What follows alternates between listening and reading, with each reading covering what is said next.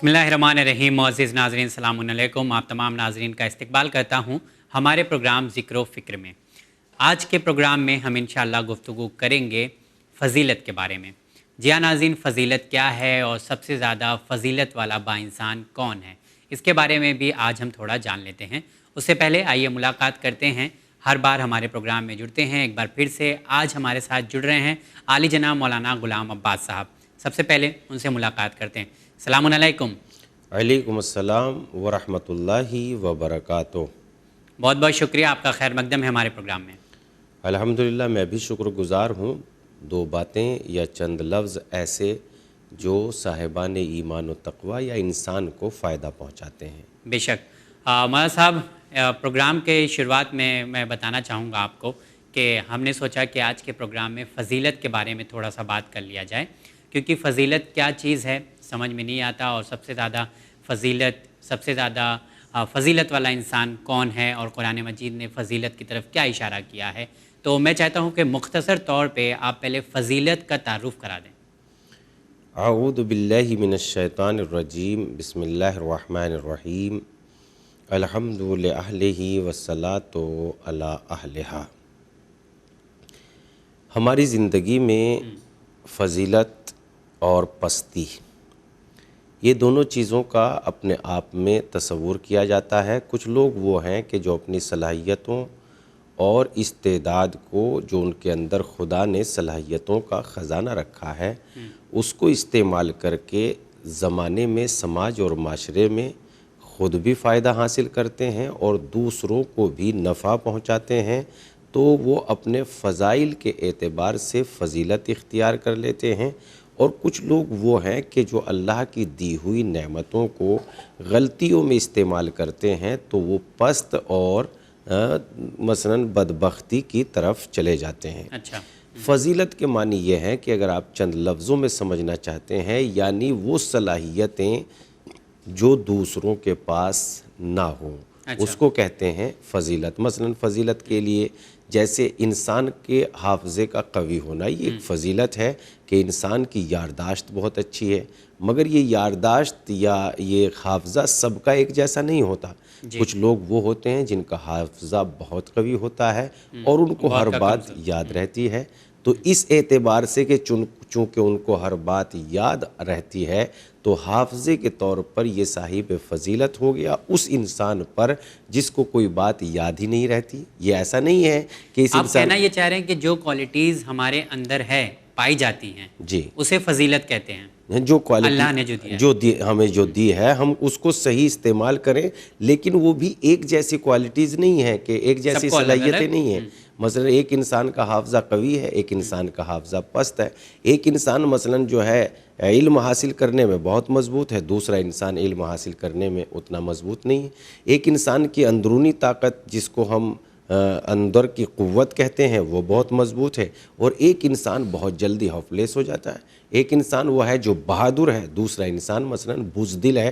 تو اس کو نعمت کہیں گے یا فضیلت کہیں گے؟ اس کو چونکہ ہم شجاع اور بزدلی اپنے آپ میں ایک ایسی چیز ہے کہ جب ہم اس کو بڑھانا چاہتے ہیں تو وہ بڑھ بھی سکتی ہے، اور یہ چیز وہ ہے جس کو ہم جتنا استعمال کرتے ہیں اتنا اس میں اضافہ ہوتا چلا جاتا ہے۔ تو اس اعتبار سے چونکہ ہمارے استعمال کے اوپر ہے، جیسے مثلا انسان پڑھنے کی صلاحیت خداوند عالم نے سب کو دی ہے، مگر ایک وہ ہے کہ جو پڑھنے میں محنت کرتا ہے تو محنتیں اس کو فضیلت کے معیار تک پہنچا دیتی ہیں، اور ایک انسان وہ ہے جو پڑھنے میں محنت نہیں کرتا تو اس کی بے محنتی اس کو جو ہے پستی تک پہنچا دیتی ہے۔ یعنی وہ صلاحیتیں جو کسی میں ہوں اور دوسرے میں نہ ہوں، جیسا کہ قرآن مجید نے بھی فضیلت کا تذکرہ کرتے ہوئے قرآن مجید سورہ مبارکہ اسراء میں ارشاد فرمایا، وَفَضَّلْنَاهُمْ عَلَىٰ كَثِيرٍ مِّمَّنْ خَلَقْنَا تَفْضِيلًا، اور ہم نے انسان کو بہت سی دوسری مخلوقات پر فضیلت دی ہے۔ ہماری بات واضح ہو گئی، مخلوقات میں کس اعتبار سے خدا نے انسان کو فضیلت دی ہے۔ دوسری مخلوقات میں وہ صلاحیتیں نہیں ہیں جو انسان میں صلاحیت ہیں۔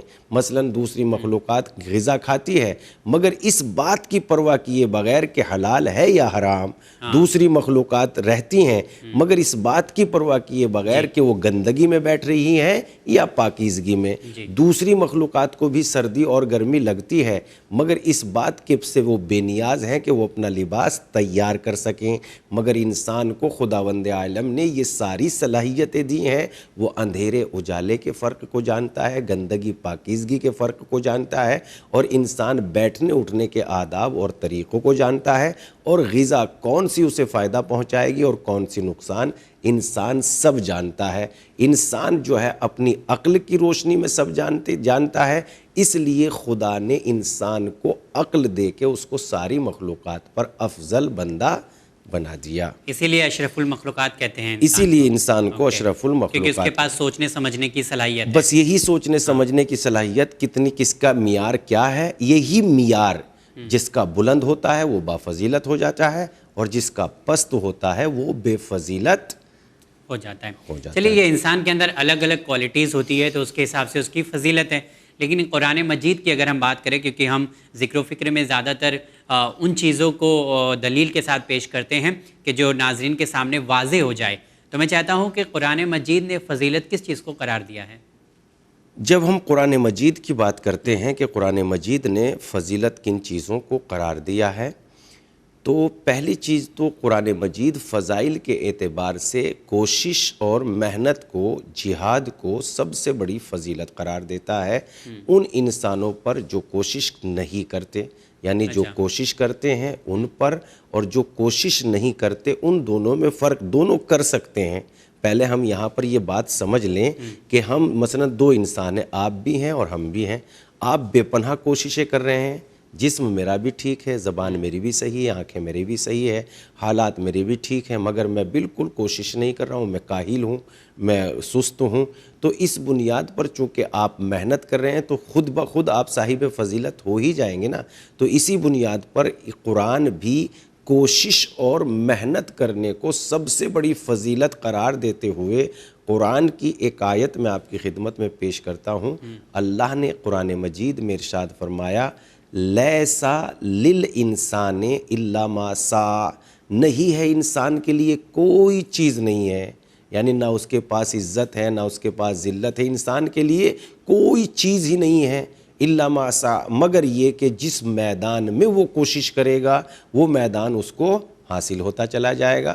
مثلا اگر ایک انسان ایمانداری کے ساتھ زندگی گزارنے میں محنت اور کوشش کر رہا ہے تو انشاءاللہ ایمانداری سے اپنی زندگی گزار لے جائے گا، لیکن اگر ایک انسان بے ایمانی کے میدان میں اترتا جا رہا ہے تو جیب قطرے بھی اتنے ایکسپرٹ ہو جاتے ہیں کہ انسان کو خبر تک نہیں ہوتی اور جیب کٹ جاتی ہے۔ تو اس طریقے سے یہ ساری باتیں، تو اسلام نے سب سے پہلی فضیلت قرآن مجید اس کو ارشاد فرماتا ہے، سورہ مبارکہ نساء کی آیت نمبر 95 میں ارشاد ہوتا ہے، وَفَضَّلَ اللَّهُ الْمُجَاهِدِينَ عَلَى الْقَاعِدِينَ أَجْرًا عَظِيمًا، خدا نے گھر بیٹھنے والوں پر اور کوشش کرنے والوں کو فضیلت دی ہے، یعنی جو گھر میں بیٹھے ہیں وہ فضیلت والے نہیں ہیں، بلکہ جو باہر نکلے اور انہوں نے کوشش کی، محنت کی، اللہ کی نگاہ میں یہ صاحب فضیلت ہے، اور انہیں خداوند عالم اجر عظیم بھی عنایت کرے گا۔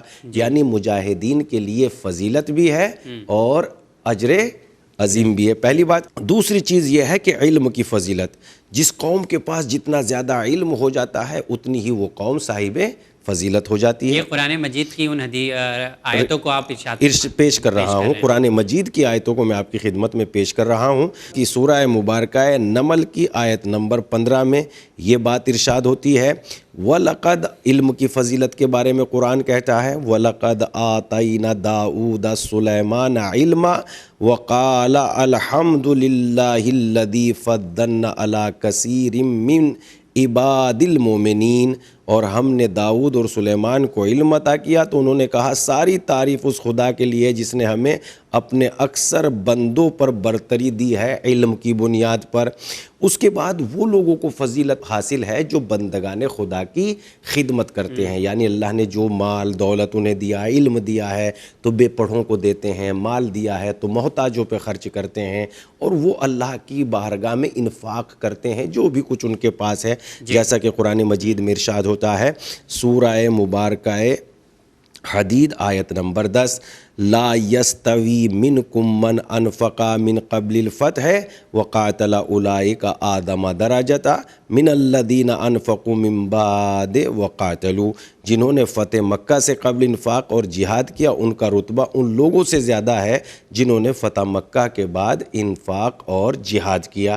یعنی اس میں بات یہ کہی جا رہی ہے کہ کچھ لوگ تو وہ ہیں جن کے حالات نہیں ہوتے دوسروں کی خدمت کرنے کے، مگر پھر بھی وہ دوسروں کی خدمت اپنی ایسے حالات کے بعد بھی دوسروں کی خدمت کرتے ہیں، لیکن کچھ لوگ حالات ہونے کے بعد خدمت کرتے ہیں تو وہ زیادہ بہتر ہیں، جبکہ حالات نہیں ہیں اور پھر بھی وہ اللہ کے بندوں کی خدمت کر رہے ہیں۔ تو فضیلت مطلب کسی بھی حال میں ہوں اور خدمت کا موقع اگر ملتا ہے تو اسے جانے نہیں دیتے، جانے نہیں دیتے، یہ بھی ایک طرح کی فضیلت ہے، فضیلت ہے۔ تو اب یہ تین چیزیں قرآن مجید کی روشنی میں فضیلت ہو گئی، محنت و کوشش کرنا، دوسرا علم کو حاصل کرنا، تیسرے بندگان خدا کی خدمت کرنا۔ چونکہ پروگرام ہمارا مختصر ہے اس لیے مختصر باتیں آپ کی خدمت میں پیش کر رہے ہیں۔ لیکن جو تین آیتیں آپ نے ہمارے ناظرین کو بتائی ہے، یہ تینوں باتیں بہت اہم ہیں اور ہماری زندگی سے جڑی ہوئی ہیں، مطلب علم حاصل کرنا، لوگوں کی مدد کرنا، اور دوسرا ایک چیز اور آپ نے بتایا محنت کرنے والا، یعنی سستی اور کاہلی جو چیز ہے اسے کوئی فضیلت نہیں حاصل ہوتی ہے، جو محنت کرتا ہے جو باہر نکلتا ہے اسے فضیلت حاصل ہے۔ اسی کے ساتھ ایک چھوٹا سا سوال میں یہاں پر جوڑنا چاہوں گا قبلہ کہ ان ساری فضیلتوں میں دیکھا جائے جتنی بھی فضیلتیں آپ نے بتائی ہیں یا جو ہم جانتے ہیں، سب سے زیادہ بافضیلت انسان کون ہے؟ یہ ایک بہت بڑا حدیث کی روشنی میں سوال ہے کہ سب سے بڑے فضیلت والے لوگ کون ہیں۔ اس کے لیے ہم حدیث کے چند نمونے آپ کی خدمت میں پیش کر دیتے ہیں تاکہ ہمیں یہ اندازہ ہو جائے کہ سب سے بڑے فضیلت والے لوگ کون ہیں۔ حدیث میں آیا ہے، پیغمبر اسلام صلی اللہ علیہ وآلہ وسلم سے ملتا ہے کہ دنیا میں سب سے افضل انسان وہ ہے جو سخاوت مند ہو، جو سخی ہو، کریم ہو۔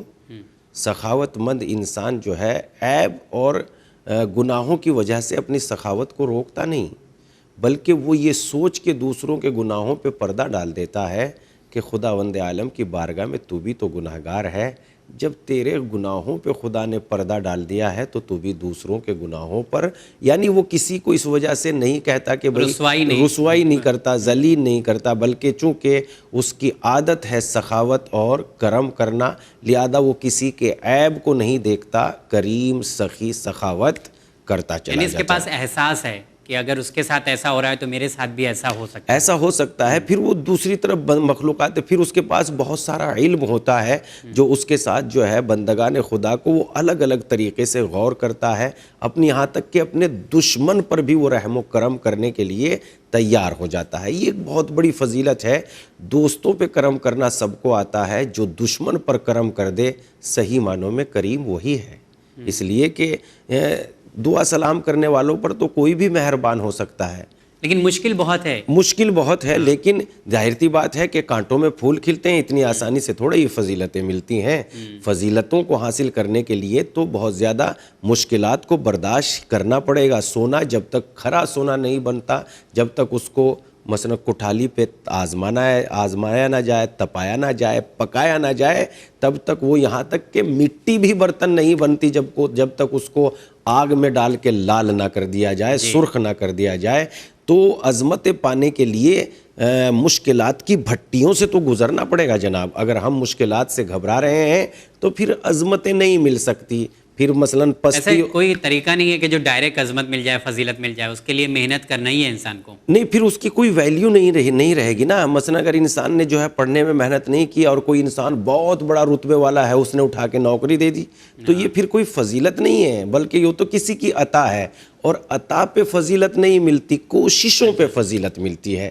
جب کوششیں انسان کرے گا تو سب سے بڑی فضیلت یہ ہے امام علی علیہ السلام کے اور پیغمبر اسلام کی نگاہ میں کہ وہ سخاوت مند ہو، دوسرے آخرت کے لیے وہ صاحب تقوی ہو۔ یہ 2 فضیلت ہو گئی۔ تیسری فضیلت امام زین العابدین علیہ السلام ارشاد فرماتے ہیں کہ اگر تم خدا سے قرب حاصل کرنا چاہتے ہو اور فضیلت حاصل کرنا چاہتے ہو تو اللہ سے مانگنا، اللہ کے علاوہ کسی اور سے سوال ہی نہ کرنا، تو یہ سب سے بڑی تمہارے لیے فضیلت ہے۔ پھر امام سے سوال کیا گیا، مولا سب سے بڑا مالدار کون ہے؟ امام نے فرمایا سب سے بڑا مالدار وہ ہے کہ جتنا خداوند عالم نے اسے دے دیا بس وہ اس پر ہی اپنی زندگی کو گزار دے اور دوسروں کے سامنے ہاتھ نہ پھیلائے، یہ انسان سب سے بڑا مالدار اور صاحب فضیلت ہے۔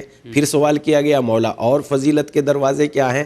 کہا فضیلت کے دروازے یہ ہے کہ جو تجھے محروم کر دے تو اسے عطا کر، جو تجھ پہ ظلم کرے تو اس کو جو ہے معاف کر دے۔